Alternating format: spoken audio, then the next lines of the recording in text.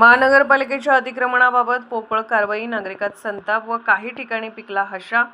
सांगली मिरज कुपवाड महानगरपालिकेच्या अतिक्रमण विभागाने शनिवारी सायंकाळी मिरज शहर पोलीस ठाण्यालगत व लक्ष्मी मार्केट परिसरात अतिक्रमण हटवण्याची कारवाई केली।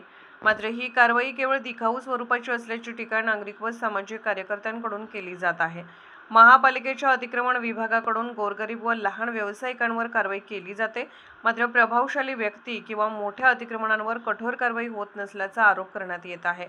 सामाजिक कार्यकर्त्यांचे म्हणणे आहे की नुकत्याच विविध राजकीय नेत्यांच्या वाढदिवसानिमित्त शहरात मोठ्या प्रमाणावर डिजिटल फलक लावण्यात आले होते। त्यापैकी काही फलक अनधिकृत असल्याचा दावा केला जात असला तरी त्यांच्यावर कारवाई झाल्याचे दिसून आले नाही। त्यामुळे अतिक्रमण विभागाकडून दुहेरी निकष लावले जात असल्याचा आरोप केला जात आहे।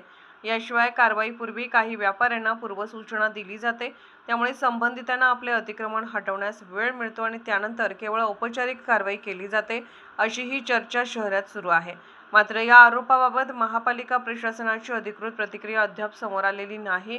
दरम्यान अतिक्रमण हटवण्याची मोहीम पारदर्शक व सर्वांसाठी समान निकषांवर राबवावी, तसेच प्रभावशाली व्यक्तींवरही समान पद्धतीने कारवाई करावी, अशी मागणी नागरिकांकडून करण्यात येत आहे।